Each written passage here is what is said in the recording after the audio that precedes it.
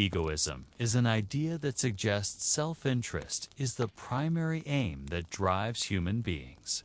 It's not necessarily about being bad or mean in a moral sense, but rather about understanding the fundamental role of the self or ego in shaping our motivations and actions. It's a concept that has been explored and debated for centuries, challenging conventional notions of morality and human nature, and forcing you to question your assumptions about what truly motivates people to truly grasp what philosophical egoism is about.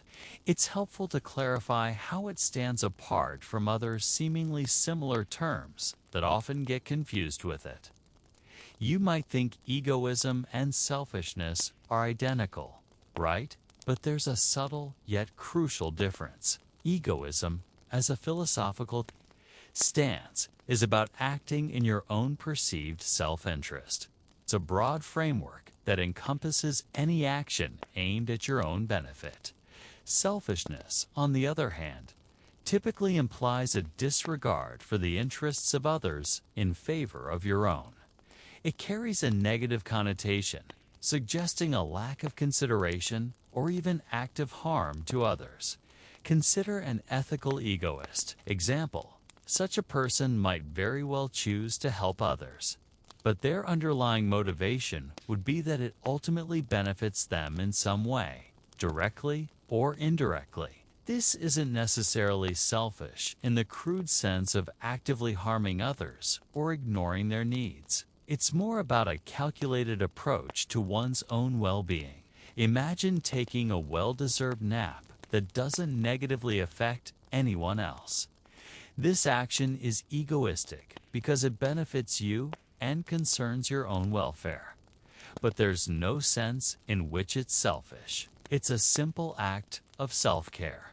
A selfish act, by contrast, would be if you greedily grabbed the last slice of cake when you knew someone else clearly wanted it and hadn't had any. Or if you cut in line at the grocery store, inconveniencing everyone else simply because you felt your time was more valuable. The key here is that egoism is a broader philosophical framework, a theory about motivation or moral obligation, while selfishness is a narrower behavioral trait that often carries the connotation of insensitivity or lack of consideration for others. You can be an egoist without being selfish if your pursuit of self-interest doesn't actively disregard or harm others. For instance, if you invest in a company that delivers excellent dividends, even if some might consider it bad for the environment, an ethical egoist would see this as a morally acceptable choice because it's most beneficial to you.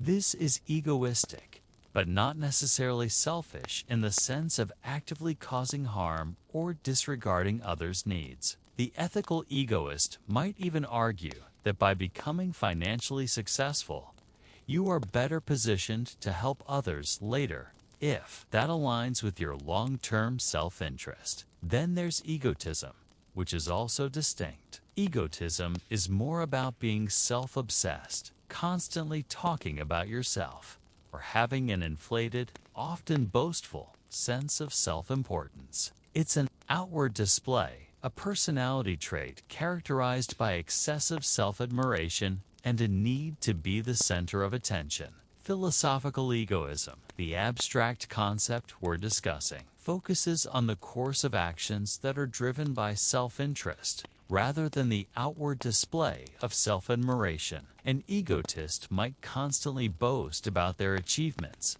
interrupting others to share their successes, while an egoist might quietly work to achieve those successes for their own benefit, without needing external validation or public recognition. The egotist's behavior is about performance and perception, whereas the egoist's is about internal motivation and outcome for the self. The distinction between egoism and narcissism is a bit trickier, and even philosophical texts sometimes use these terms erroneously. However, You can think of narcissism as an excessive love for oneself, often leading to impaired relationships, a lack of empathy, and a profound need for admiration. It's characterized by a grandiose sense of self, sometimes built on an unjustified sense of superiority. A narcissist might genuinely believe they are superior to others and therefore entitled to special treatment. While a narcissist is undoubtedly selfish, it's important to recognize that not every selfish person is narcissistic. One way to look at it is that a rational egoist wants something that benefits them and acts to achieve it, while a narcissist demands it, often with an expectation of entitlement, believing it is owed to them simply because of who they are. Narcissists are frequently driven by how they are perceived by others, seeking external validation, praise, and reliance upon them for support. Whereas egoism, in its philosophical sense, is fundamentally about your own internal benefit or perceived welfare, regardless of external opinion.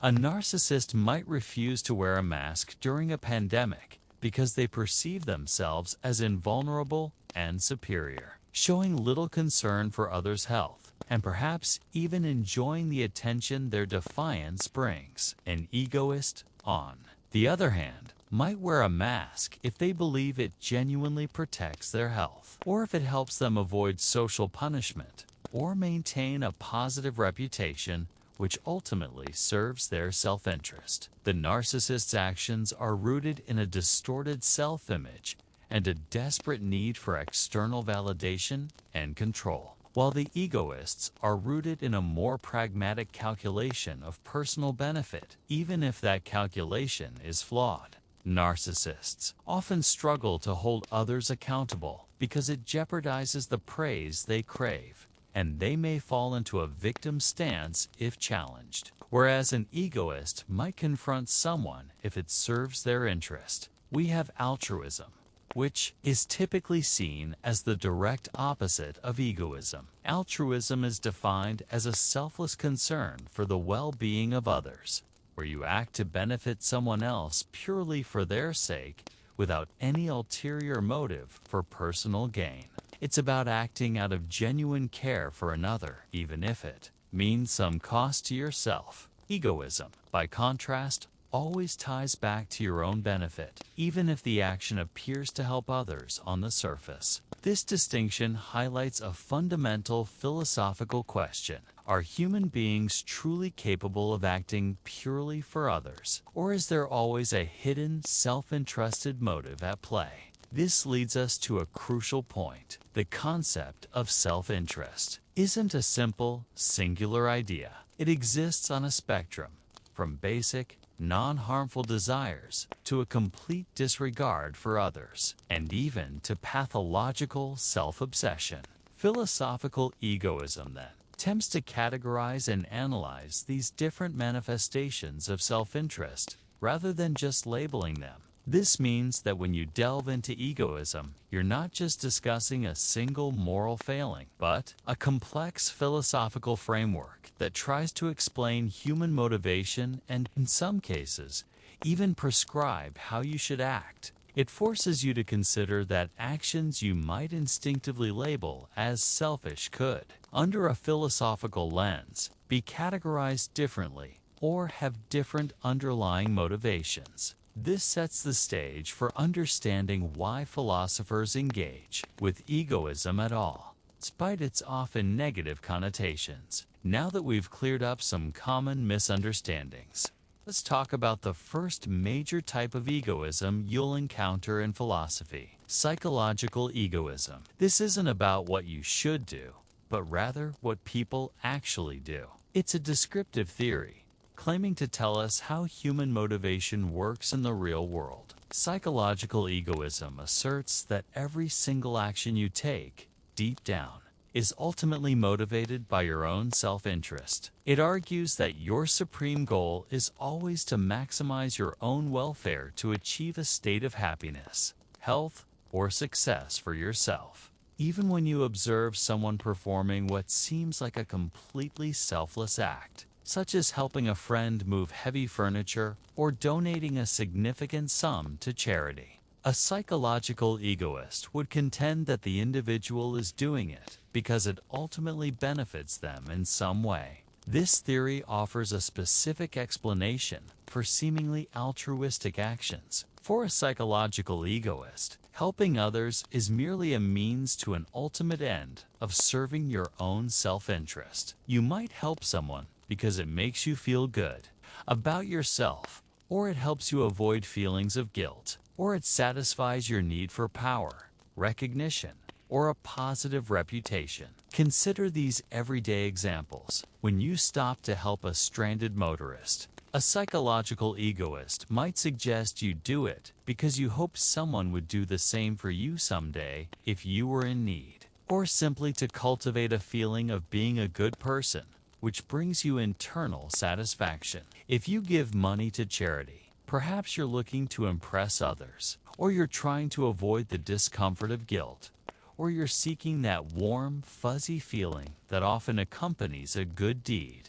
Even a soldier falling on a grenade to save comrades, an act that appears to be the epitome of selflessness, could be reinterpreted by a psychological egoist. They might argue that the soldier is seeking posthumous glory, or that in that critical moment, saving their comrades was simply what they most wanted to do. And doing what you want is, by definition, an act of self-interest. A classic anecdote involves Abraham Lincoln, who, while arguing that all actions are ultimately self-interested, stopped to save piglets from drowning. A psychological egoist would say he did it to avoid the distress of seeing them drown, thus serving his own comfort. Even prayer, which might seem purely selfless, could be seen through this lens. If you pray for the happiness of friends you haven't seen in years, a psychological egoist might argue you do it because you like to have positivity around you, and their happiness, even distant, contributes to your own sense of well-being. The theory suggests that even when you choose to undergo a painful medical procedure or pay your insurance, actions that are not immediately attractive, you do so out of self-interest,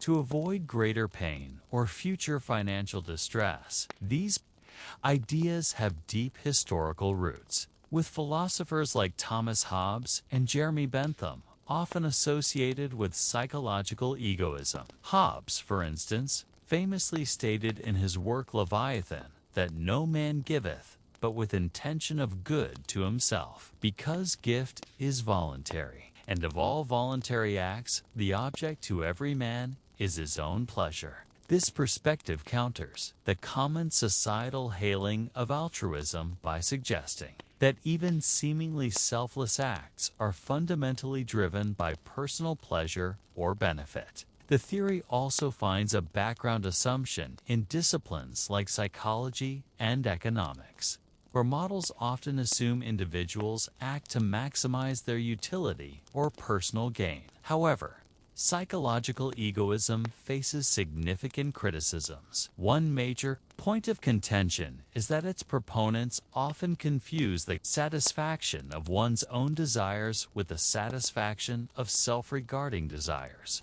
Of course, when you act, you are doing what you want to do. But what if what you want to do is genuinely help someone else for their sake? If your ultimate desire is for another person's well-being, then acting on that desire isn't necessarily selfish, it's altruistic. The satisfaction you might feel after helping is often a side effect of achieving that other-oriented goal, not the reason for helping in the first place. This suggests a deeper point. The theory's core argument often hinges on the idea that any act, even helping others, is merely a means to an ultimate end of self-interest. Yet, critics like the 18th century English philosopher Joseph Butler challenge this by pointing out that human welfare is derived from various individual means, implying that people can desire these means as pathways to their happiness, and that sometimes desiring the means, like helping someone, can be an end in itself. The example of the soldier falling on the grenade highlights this tension. Is the soldier really thinking of personal glory, or is the ultimate desire to save others? The egoist explanation seems to force a self-interested motive onto every action, even when it feels intuitively wrong. This reveals a fundamental aspect of psychological egoism. It's explanatory.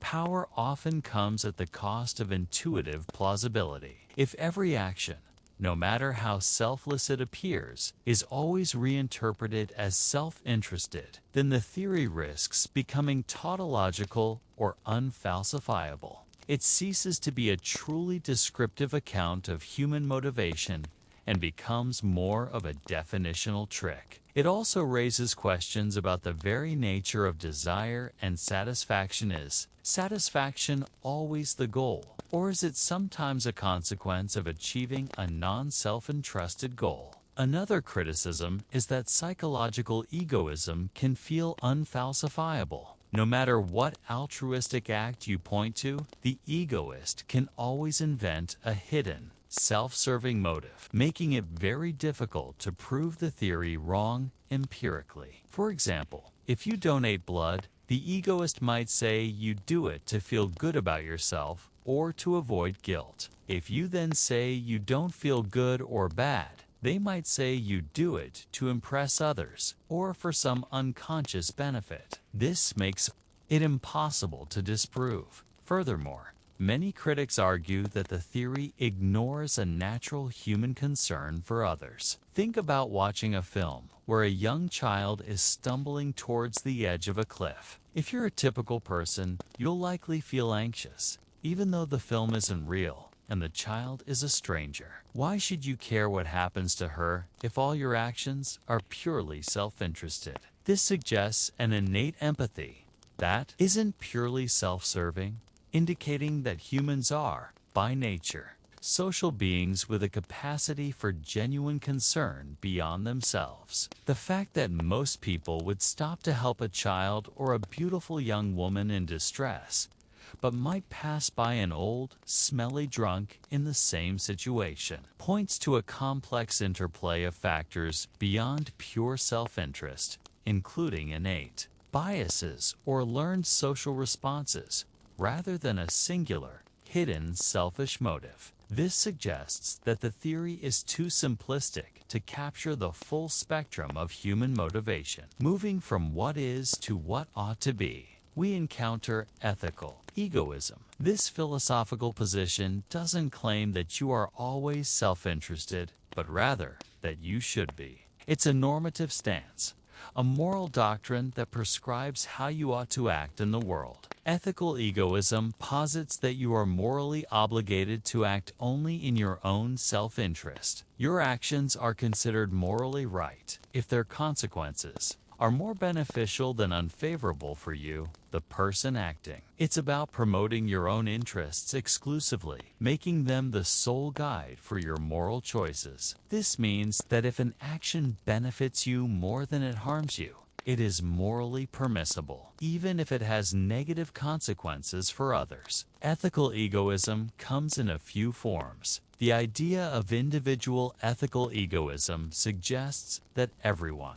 should do what is in my interests. However, this form is problematic because it's not universalizable. It makes essential reference to one specific individual and therefore cannot truly function as a universal moral principle for everyone. You can't logically expect everyone to act in your specific interest. The more common and philosophically debated form is universal ethical egoism, which states that all people should do what is in their own interests. This version is universalizable, meaning it could theoretically apply to everyone. A more sophisticated variation is enlightened ethical egoism, which acknowledges that sometimes helping others is the most effective way to help yourself in the long run. This isn't a moral duty to others, but a rational strategy for maximizing your own benefit. Think of it as the "you scratch my back, I'll scratch yours" principle, where cooperation is a means to mutual self-interest. For example,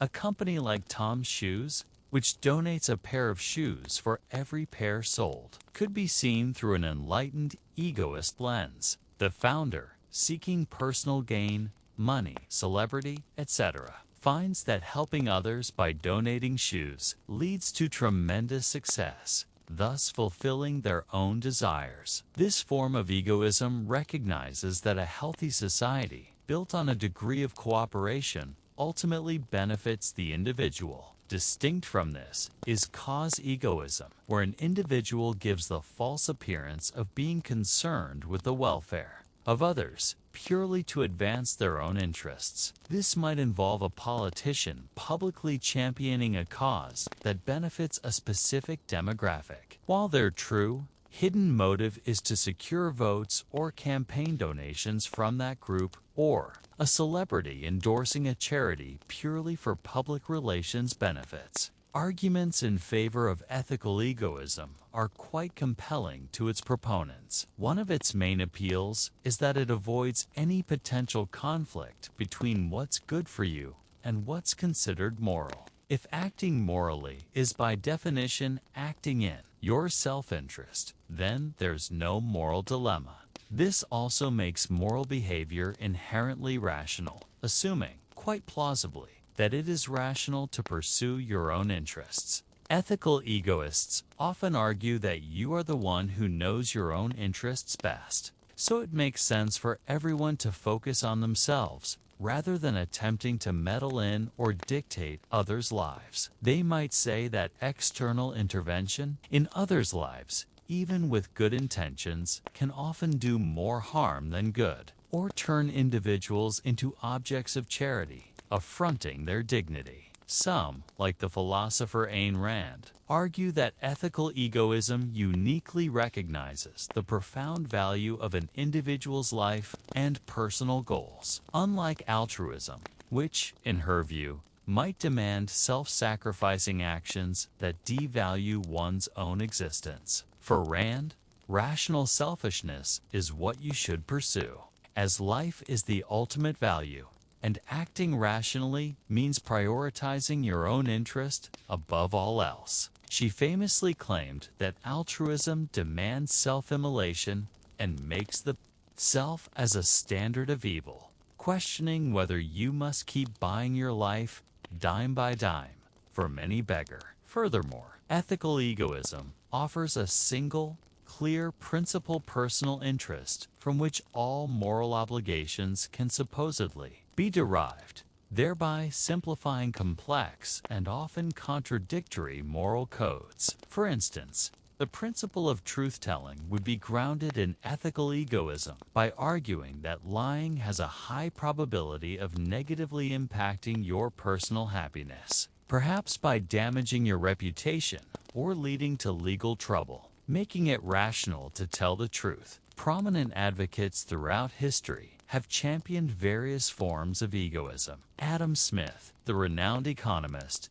famously applied egoism to economics, arguing that when individuals pursue their own self-interest in a free market, an invisible hand guides their actions to ultimately promote the common good. He believed that mutual kindness was necessary for happiness, suggesting that even acts of beneficence could be seen as serving one's own best interest, as a happy society ultimately benefits the individual. Ayn Rand was another strong advocate, controversially claiming that selfishness is a virtue and that altruism is immoral, even a form of self-destruction. For her, rational selfishness is what you should pursue, as life is the ultimate value, and acting rationally means prioritizing your own interest above all else. She argued that altruism, by demanding self-sacrifice, is responsible for destroying civilization and enabling totalitarian regimes. Max Stirner, another influential figure, argued for radical self-governance, where you need not take others' interests into consideration at all. He believed the I is absolute, and any moral obligation to others is entirely subject to your own self-interest, even suggesting one should break faith, yes, even his oath, in order to determine himself, instead of being determined by moral considerations. He saw any external moral code as a form of domination over the unique individual. Despite its appeals, ethical egoism faces several major criticisms. A significant one is its inability to resolve conflicts of interest. If everyone acts purely in their own self-interest, what happens when those interests clash directly? Ethical egoism offers no clear mechanism to decide whose interests should take priority. Imagine two individuals running for president, where it is in each person's best interest to win. From a strict ethical egoist perspective, it could lead to an absurd situation where each person might logically conclude they should try to eliminate the other if it served their interest and they could get away with it. The theory provides no moral solution for such a conflict, making it an unacceptable ethical framework for many. It simply says Tom should pursue his self-interest and Jane should pursue hers, even if that means a direct clash. Some philosophers, like G.E. Moore, have argued that ethical egoism is logically contradictory. If you ought to maximize your good and everyone else ought to maximize their good, what if your good requires others not to maximize theirs? For example, if it's in your interest for others to act altruistically towards you, but it's in their interest to act egoistically, then the theory seems to contradict itself. The same action cannot be both morally wrong and not morally wrong. For example, wrong for Tom to prevent Jane from winning, but not wrong for Jane to win. However, ethical egoists might counter that this apparent contradiction only arises if you assume an impersonal standpoint from which to judge all interests together, a standpoint they reject. They would argue that a contradiction only appears if you try to apply a universal moral judgment that the egoist doesn't accept, perhaps the strongest. Criticism comes from James Rachels, who argues that ethical egoism is unacceptably arbitrary. He likens it to racism in its conceptual construction. Just as racists divide people into groups and treat their own group as superior without justification, ethical egoists divide the world into me and everyone else, treating your interests as more important without any objective reason why you are so special. Why should your interests matter more than anyone else's, given that others have comparable merits and desires? This challenges the very foundation of the theory by questioning the moral relevance of self-preference. The fact that even Ayn Rand, a prominent ethical egoist, was a critic of racism, highlights the perceived arbitrariness of the egoist's self-preference. Rachel's criticism resonates with anyone who, even vaguely, feels that we are on a par with one another with other creatures. There's also the problem of it being collectively self-defeating. If everyone truly pursued only their own interests, could paradoxically lead to worse outcomes for everyone, as illustrated by prisoner's dilemma scenarios in game theory. In such a scenario, if each prisoner acts purely on self-interest, both end up worse off than if they had cooperated. Cooperation, which often benefits everyone, would only happen if it directly served an immediate self-interest, thereby limiting its full potential and leading to a less optimal society. This points to a fascinating contradiction. If it's truly in everyone's self-interest to pursue their own interests, then an ethical egoist wouldn't want others to become ethical egoists if it meant those others would stop acting altruistically towards them. This would directly contradict the first egoist's self-interest. Therefore, to truly benefit, an ethical egoist might actually have to advocate for altruism publicly, while secretly adhering to egoism themselves. This makes the theory self-effacing, meaning it would require its proponents to avoid publicly promoting it, which undermines its claim as a universal moral guide. This is a profound point, because it challenges the very advocacy of ethical egoism. If the theory when consistently applied, leads to a situation where its proponents must hide their true beliefs. It undermines its claim as a universal moral guide.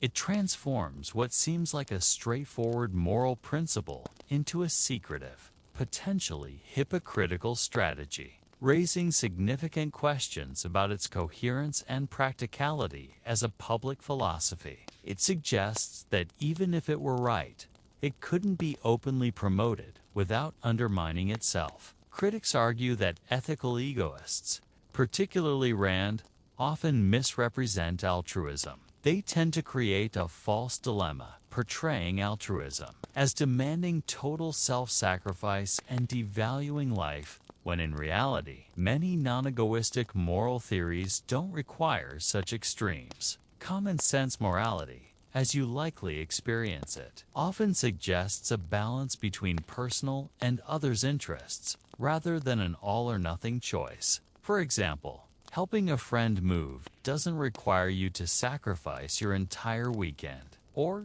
your own well-being. It's a balanced act of support. The idea that you must either be a self-sacrificing martyr or a ruthless egoist is, for many, a false choice. Beyond what is and what ought to be, there's the question of what's rational. Rational egoism claims that the most logical thing you can do is always act in your own self-interest. This principle states that an action is rational if and only if it maximizes your self-interest. It's about aligning your actions with your individual preferences, with happiness being the ultimate outcome of fulfilling those preferences. This theory can be understood in different strengths. A strong form of rational egoism holds that not pursuing your own interest is unequivocally irrational. A weaker form, however, suggests that while it is rational to pursue self-interest, failing to do so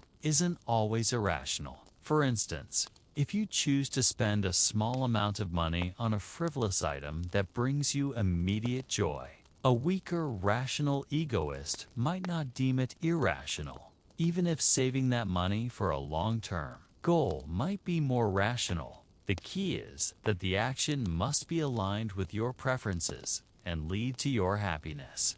Historically, rational egoism has appeared in various philosophical contexts. It emerged as a dominant social philosophy in the Russian nihilist movement, developed in the works of thinkers like Nikolai Chernyshevsky and Dmitry Pisarev. Chernyshevsky's 1863 novel, What Is to Be Done?, notably embodied this idea, and it was criticized in response by Fyodor Dostoevsky in his 1864 work notes from Underground. The English philosopher Henry Sidgwick also discussed rational egoism in his 1872 book, The Methods of Ethics, viewing it as a plausible doctrine for what we have most reason to do, though he did note a potential fundamental contradiction when compared with common sense morality or utilitarianism. As we discussed earlier, Ayn Rand's philosophy also includes a theory she called rational egoism, which is a conjunction of both rational and ethical egoism. For Rand, acting against your self-interest is both irrational and immoral. She believed that a rational person holds their own life as their highest value, rationality as their highest virtue, and their happiness as the final purpose of their life. In practice, if you help someone without expecting a favor in return, a rational egoist would still consider it a rational act if it ultimately produces some happiness for you because it was your preference to do so. Similarly, contributing to a pension scheme now, even if it means sacrificing some present spending money, is seen as rational from a long-term self-interest perspective, as it maximizes your future well-being. Consider financial decisions. Rational egoist would advise you to invest in education or save for retirement, as these maximize your long-term self-interest, even if they require immediate sacrifices. However, if you borrow money at a high interest rate while having liquid cash earning less, a rational egoist would deem this irrational as it doesn't maximize your financial self-interest. The theory would also suggest that a U.S. citizen investing only in U.S. companies, due to bias rather than diversification, would be acting irrationally from a purely self-interested financial perspective. However, rational egoism is not without its critics. One common objection is that it can lead to arbitrary decisions that appear morally unacceptable. For instance, refusing to contribute to charity on the grounds that aiding humanity wouldn't produce any personal happiness for you would be considered a rationally egoistic act.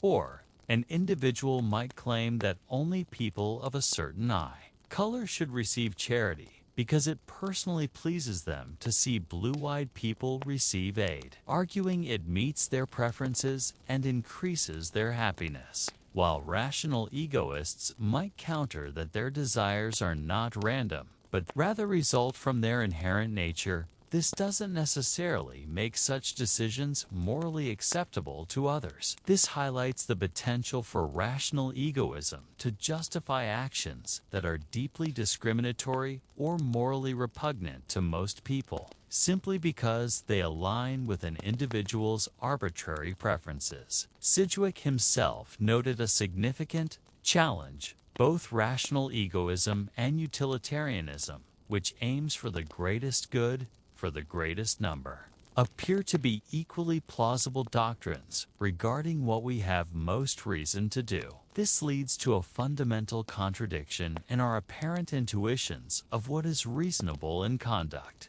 This implies that practical reason itself might be illusory if it leads to such contradictory judgments about what is rational. Another interesting criticism comes from Derek Parfit, who raises the problem of the future self. He questions whether it is truly rational to prioritize your future self's interests over your present self's, especially if the connections between your present mental state and the mental state of your future self might decrease over time. He suggests it's not plausible to be indifferent between your present and future self in such a scenario. This suggests that the concept of rationality itself, when applied to egoism, might be more complex and less straightforward than it initially appears. It implies that there might be forms of rationality that extend beyond purely self-interested calculations, or that the self whose interest is to be maximized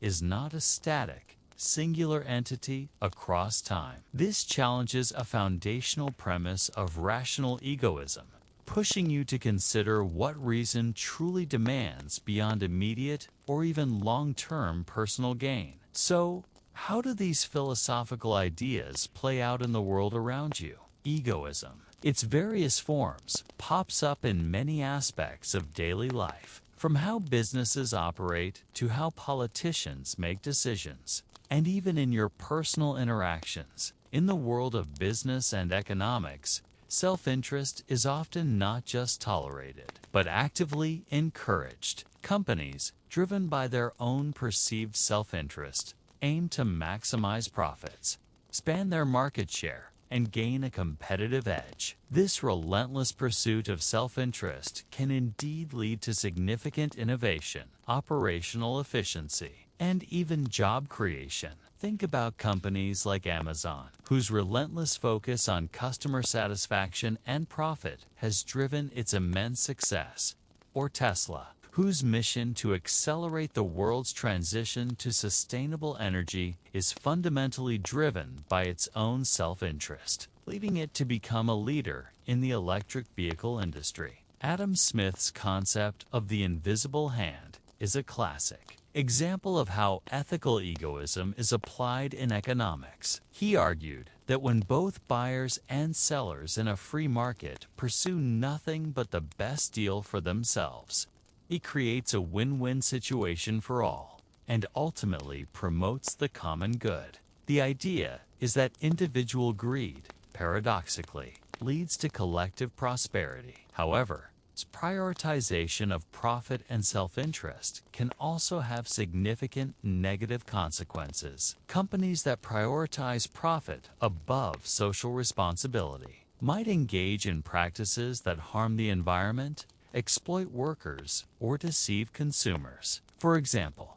the 2008 financial crisis was partly blamed on banks prioritizing their own interests over the well-being of their customers and the broader economy, leading to widespread financial devastation. Another stark example is the Dieselgate scandal, where Volkswagen was accused of using defeat devices to cheat on emissions tests, prioritizing corporate profit over environmental and public health. Ethical egoism, if taken to an extreme, could even be used to justify actions like lying for professional advancement or cheating to gain an unfair advantage, such as a student cheating on an exam because they felt like it and believed it would benefit them regardless of the impact on their peers or the integrity of the academic system.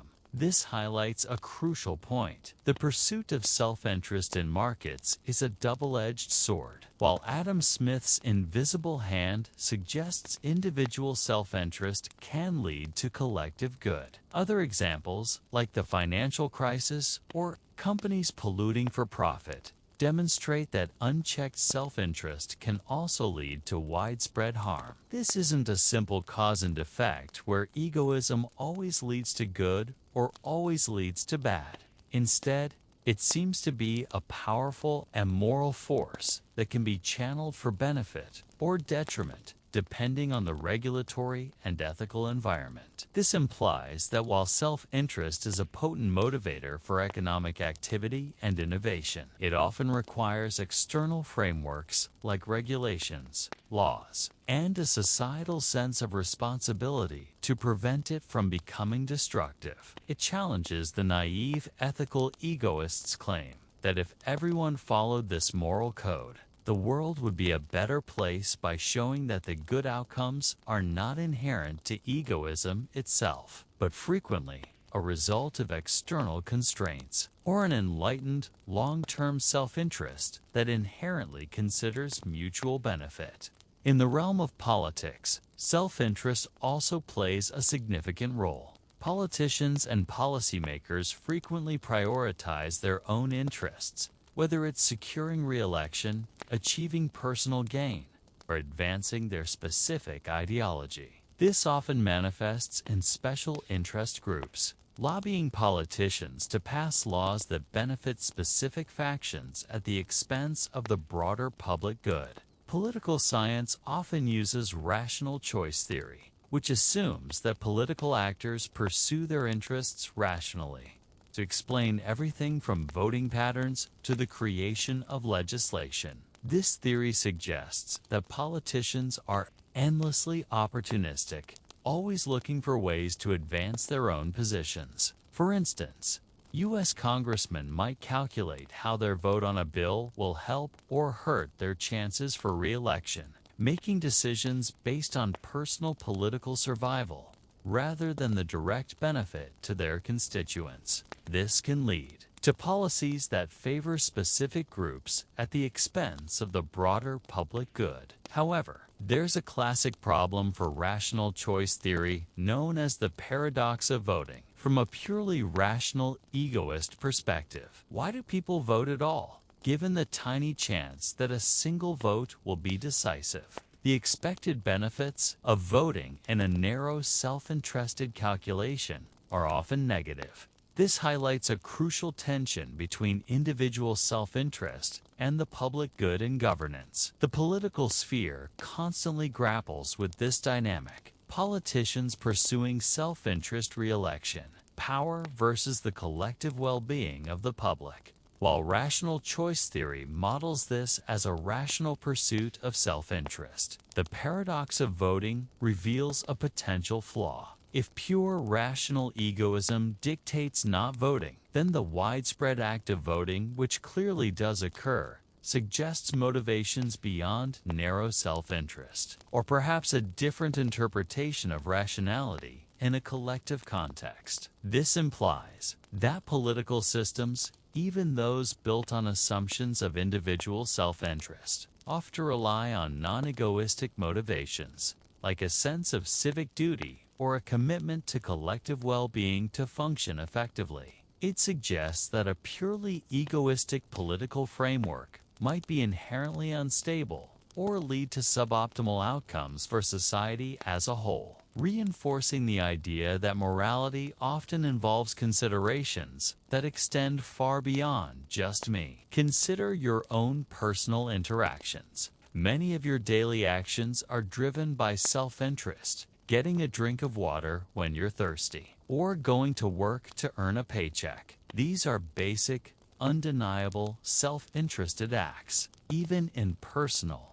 relationships, ethical egoism can suggest that mutual kindness is necessary for your own happiness. You might maintain a friendship not just for the other person's sake, but for the mutual benefits it brings, like companionship, emotional support, and assistance with problems. Helping family members or friends can be motivated by your personal connection to them and the distress their misfortune would cause you. For example, if you help a family member through a difficult time, might be because their well-being is intimately tied to your own emotional comfort and happiness, or because you anticipate needing their support in the future. However, prioritizing individual self-interest can lead to both personal growth and fulfillment, but also to conflicts and damage within relationships. Strictly applied, ethical egoism could even lead to unsettling questions, such as whether it would be wrong to kill a relative for inheritance if it served your interest and you could ensure you wouldn't get caught. This leads to an interesting observation about the hidden altruism in seemingly egoistic interactions. The research material indicates that even interactions that appear to be purely egoistic, like maintaining friendships for mutual benefit or helping family, often involve a consideration of the other's well-being because it indirectly contributes to your well-being, for example, by avoiding distress or gaining companionship.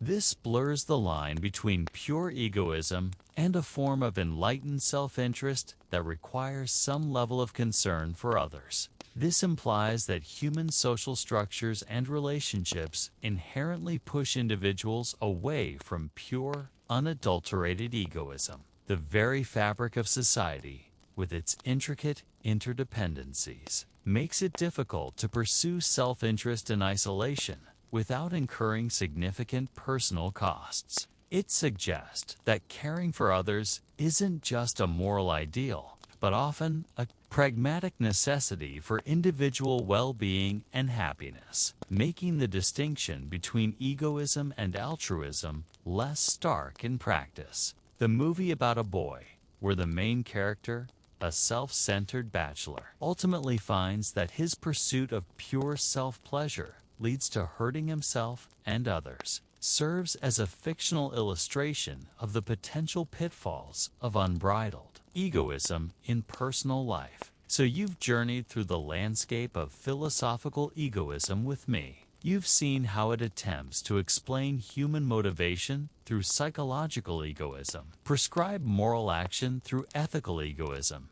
and define rational behavior through rational egoism. You've also considered the powerful arguments put forth in its favor, from the idea of individual autonomy to the potential for economic efficiency, and the equally compelling criticisms ranging from logical contradictions to the problem of arbitrary distinctions between yourself and others. What does this all mean for you as you navigate the world? It means that when you observe human behavior, or when you make your own choices, you now have a richer and more nuanced framework for understanding the complex role of self-interest. Is that person helping out of pure selflessness, or is there a subtle underlying benefit they're seeking, perhaps even unconsciously? Is a company's relentless pursuit of profit inherently good for society? Or does it require ethical guardrails and a broader sense of social responsibility to prevent negative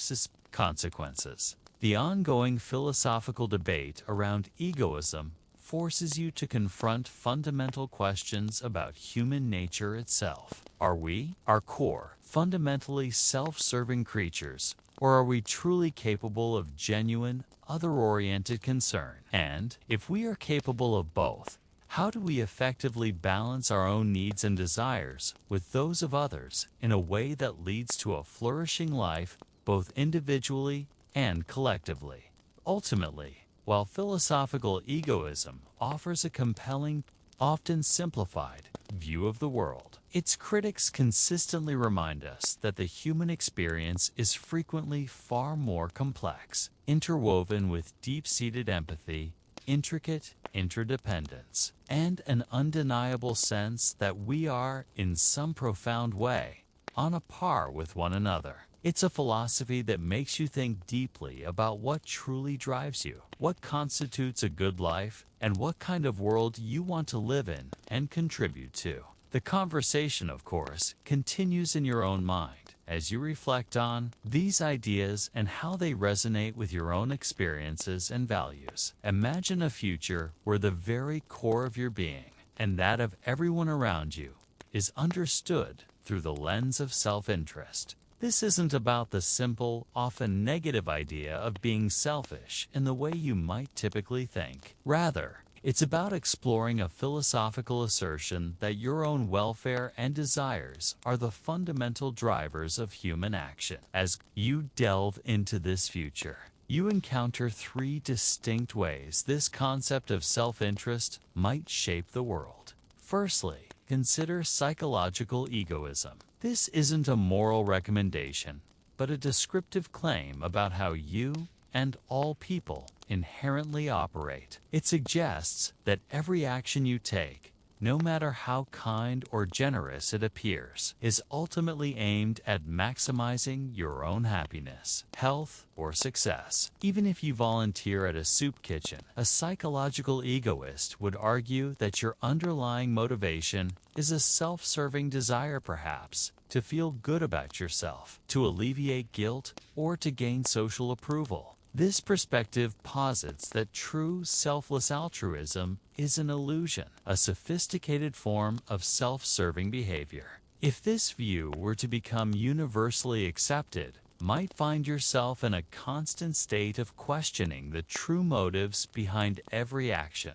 both your own and others. When someone helps you, your first thought might not be gratitude, but a calculated assessment of what they stand to gain. This pervasive skepticism could erode the very foundation of genuine trust and goodwill in society, making you hesitant to engage in collective action or offer help without an explicit, tangible personal benefit, as your actions would likely be met with suspicion rather than appreciation. The social currency of altruism would devalue, and the belief in shared, non-transactional human connection would diminish, causing the social fabric to fray. Secondly, there is ethical egoism. This is a normative philosophy, meaning it tells you how you ought to behave. It argues that you are morally obligated to pursue your own self-interest exclusively. This isn't necessarily about harming others. It simply means that your moral actions must prioritize your own well-being, even if that incidentally benefits, harms, or has no effect on others. For instance, ethical egoism might suggest that mutual cooperation is a good thing, but only because it ultimately enhances your personal well-being. It recommends focusing on your long-term self-interest, acknowledging that this might mean foregoing immediate pleasures for greater future happiness. If psychological egoism, the descriptive claim that you do act selfishly, were proven true, then ethical egoism, which states you ought to act selfishly, might seem redundant. Why tell someone to do what they are already hardwired to do? However, ethical egoism still provides a moral justification for this inherent self-interest, legitimizing it as not only natural, but also morally right. This shifts the ethical discourse from whether self-interest is moral to how to best channel this inherent drive to achieve desired outcomes. While seemingly pragmatic, this approach risks legitimizing behaviors that might otherwise be seen as exploitative simply because they are natural or rational within an egoistic framework, potentially leading to unforeseen negative consequences as ethical guardrails are removed. Finally, consider rational egoism. This perspective asserts that it is always rational for you to act in your own self-interest. Your actions should be logically aligned with your individual preferences, with happiness being the ultimate outcome of fulfilling those preferences. To not pursue your own interests, in this view, would be irrational. For example, a rational egoist might contribute to a pension scheme now, even if it means less spending money today, because it maximizes their future self-interest. While these philosophical concepts are often associated with negative connotations like selfishness or having a big ego, they are more nuanced, exploring the complex interplay between self-interest, ethics, empathy, and motivation.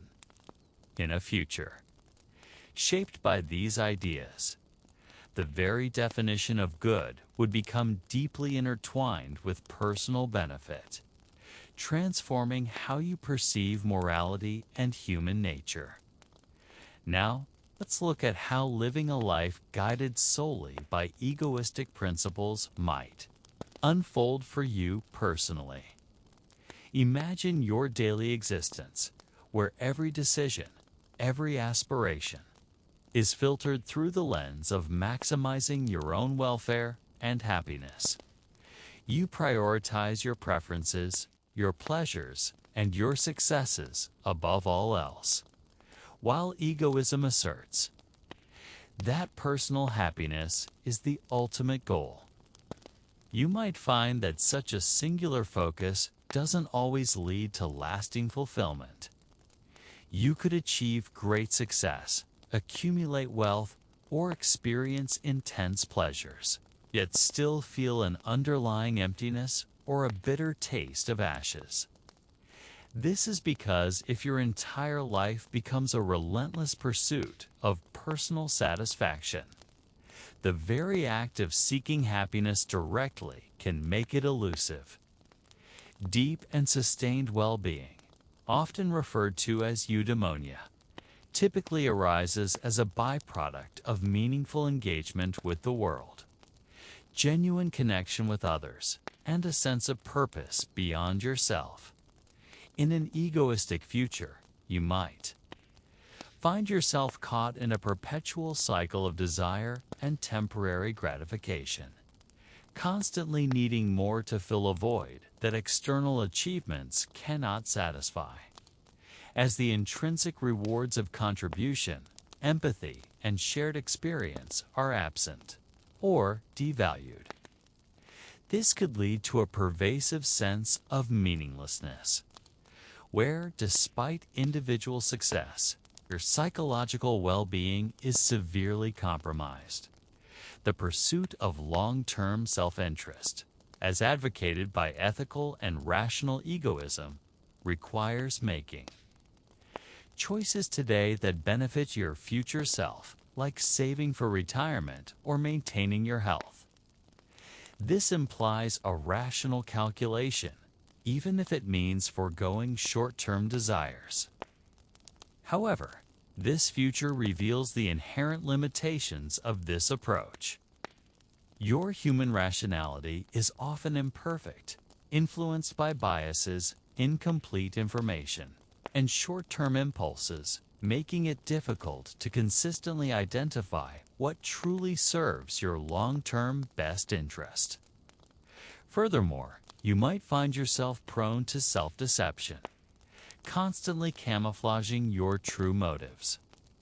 Perhaps believing you're acting for virtue or duty, you're simply seeking self-congratulation or a good conscience.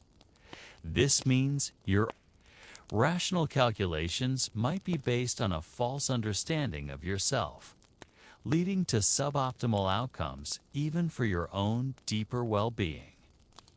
This could create a chaotic and unpredictable personal environment as your rational pursuits clash or lead to unintended negative consequences, creating a feedback loop of frustration and disillusionment.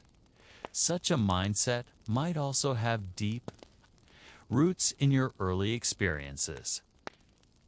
A lack of parental companionship or consistent care during childhood could predispose individuals to develop an egoistic worldview. Children who grow up feeling neglected or unloved may struggle with trust and forming close relationships, becoming isolated and defensive. They might avoid group activities and become very independent, focusing solely on their own achievements. This suggests that egoism isn't just an inherent trait, but can also be a learned behavior, perpetuating a cycle of isolation and difficulty in forming deep, meaningful connections.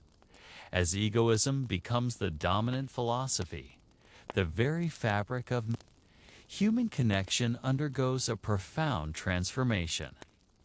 Imagine your friendships in this future. Are they based on genuine affection and mutual support? Or are they transactional, a punishment reward system where you engage only for personal gain? You might find yourself constantly evaluating what others can provide for your happiness and withdrawing if the payoff isn't sufficient. Every interaction, from a casual acquaintance to a deep familial bond, would be implicitly or explicitly evaluated based on its utility to your self-interest, making genuine, unconditional human connection impossible. Love, friendship, and community would transform into a series of calculated exchanges where emotional investment is made only if a clear personal benefit is anticipated. This means you would constantly be auditing your relationships, leading to a profound sense of insecurity and a lack of true belonging.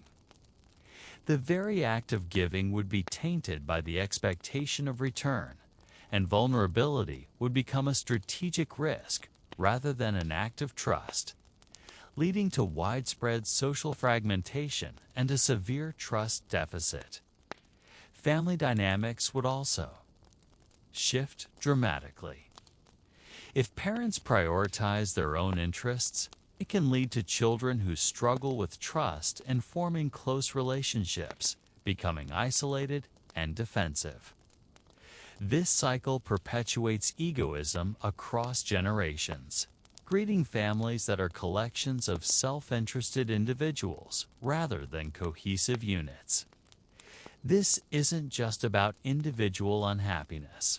It's about the systemic breakdown of the family unit as a foundational social institution. This intergenerational transmission of egoism would lead to a compounding societal decay, where each successive generation is less capable of cooperation, more prone to conflict, and less inclined to invest in collective well-being. The erosion of trust would be a pervasive feature of this future. If everyone acts purely out of self-interest, cooperation becomes difficult, and suspicion becomes the norm. You would constantly be wary of others' hidden motives, assuming every act of kindness is a calculated move for their own benefit. This makes true collaboration challenging, as you're always anticipating how others might betray your interests for their own. The egoistic worldview tends to ignore or devalue empathy and compassion. You might find it harder to truly understand or share the feelings of others, especially those outside your immediate circle or those in the future. This lack of empathy makes it difficult to respond to the needs of the vulnerable or engage in collective care, leading to reduced social welfare programs and exacerbating poverty and inequality. In a world where conflicts of interest are common, ethical egoism offers no moral basis for resolution. When your interests clash with another's, the system provides no guidance beyond each party pursuing their own desires, potentially leading to a constant state of low-level conflict or outright hostility. This absence of a shared moral compass for conflict resolution means disputes would escalate, leading to perpetual instability. Broadening your view to the societal level, you see macro-level consequences when egoism becomes the dominant operating principle for entire systems and institutions. Imagine a world where every individual, company, and nation acts solely to maximize its own self-interest. This scenario often leads to a phenomenon known as the tragedy of the commons. Shared resources like clean air, water, or even public spaces are depleted because each entity, acting rationally in its own interest, overexploits them, assuming others will bear the cost or that their individual impact is negligible. The community as a whole is demonstrably worse off when its members behave in purely selfish ways. This future also plays out like a grand-scale prisoner's dilemma. These are situations where cooperation would benefit everyone. But individual self-interest drives parties to betray each other, leading to a worse outcome for all. This illustrates the inherent self-defeating nature of extreme egoism without a shared moral commitment to collective well-being. The mechanisms for collective decision-making, resource allocation, and conflict resolution would either cease to function or devolve into zero-sum power struggles. This would result in a systemic failure to manage any shared resource or address any collective problem. Public infrastructure might decay because no one wants to pay taxes that don't directly benefit them. Or global environmental crises would worsen because no nation is willing to curb its economic activities for the common good. This creates an inherently unstable society prone to cascading failures, where essential public services crumble, leading to widespread suffering and chaos.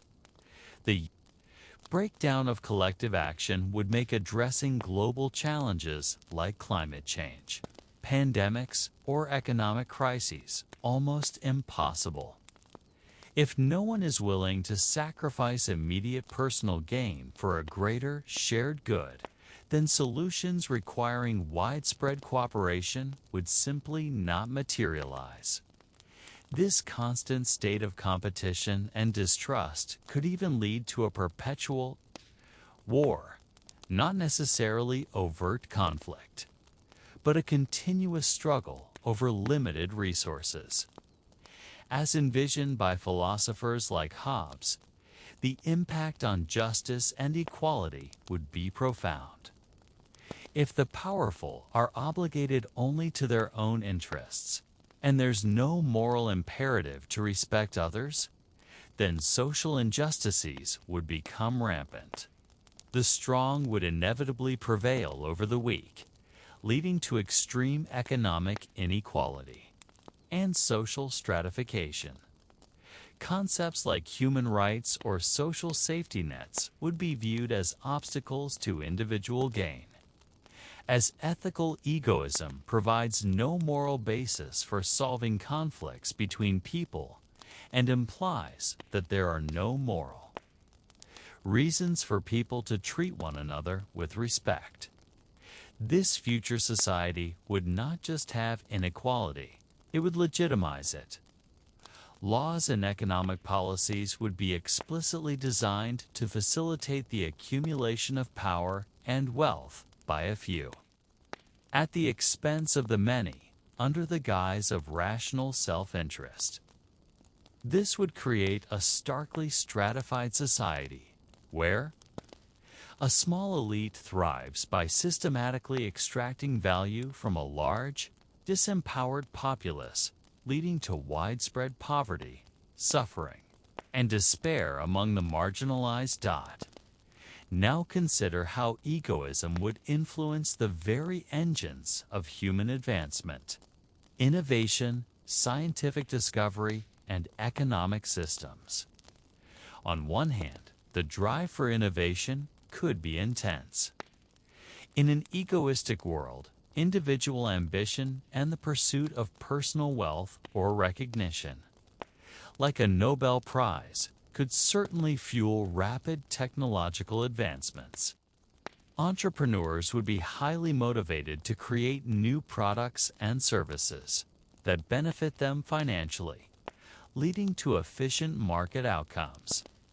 This aligns with the invisible hand argument, suggesting that individuals pursuing their own self-interest can unintentionally benefit society as a whole.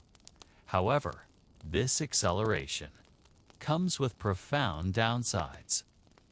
The rush to publish new findings might lead to questions of accuracy and integrity, as researchers prioritize speed and personal credit over thoroughness. Competition could become so fierce that it impedes genuine scientific collaboration. As researchers prioritize scientific ownership of ideas over open sharing of knowledge. This means that while individual luxuries and profit-driven gadgets might flourish, critical societal needs like sustainable energy, robust public health infrastructure, or equitable access to life-saving technologies would be neglected, as they lack immediate commercial application or personal glory. The public's trust in scientific institutions would erode due to perceived conflicts of interest and compromised integrity, making it harder to address future crises that require widespread scientific consensus and public cooperation. This leads to a future where individual brilliance is celebrated, but collective wisdom and comprehensive progress are sacrificed. The nature of scientific knowledge itself would be transformed. Instead of being viewed as a social good that benefits society as a whole, it would be primarily seen as a private good to be appropriated and commercialized for economic benefit. This would lead to intellectual property restrictions that hinder widespread access and application of knowledge. If knowledge is primarily a commodity to be owned and sold for individual or corporate profit, then access to cutting-edge information and technology would become highly restricted. This creates a stark knowledge divide between the privileged few and the vast majority, exacerbating global inequalities and leading to increased instability.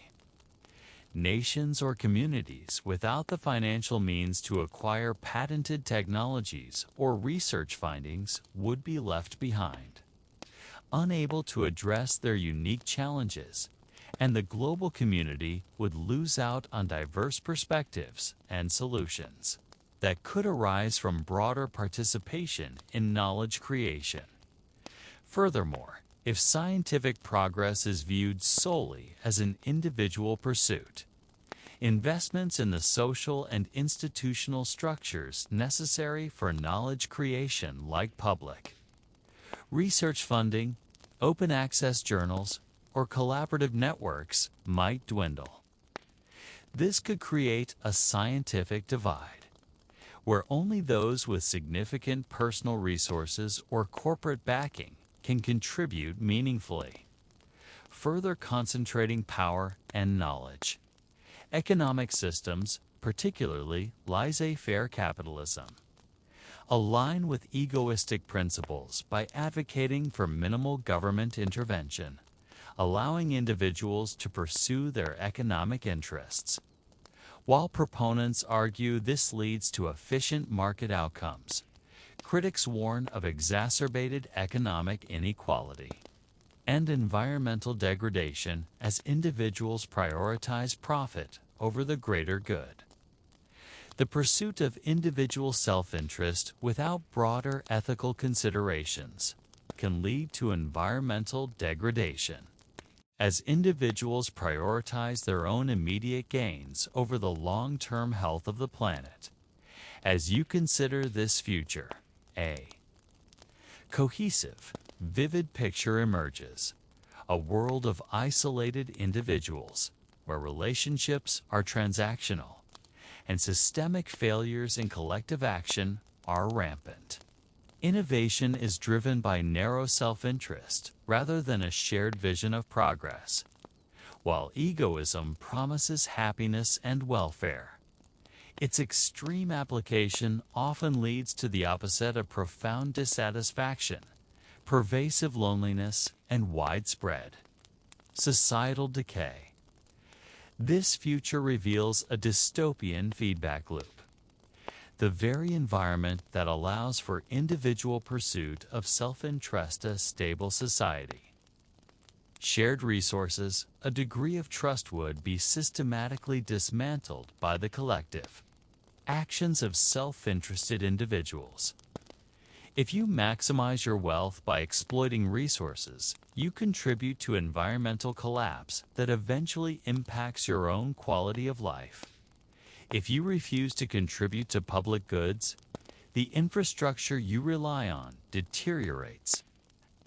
This creates a vicious, self-consuming cycle where the pursuit of individual gain ultimately destroys the conditions necessary for anyone's well-being, including your own.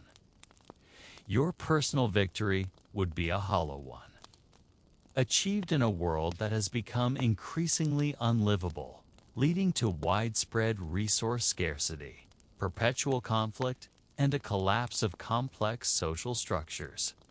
Yet, as you reflect, you might also consider thought experiments that challenge the very premise of egoism.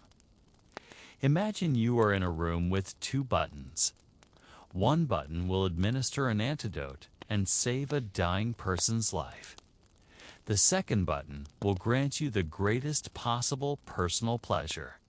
Which would you press?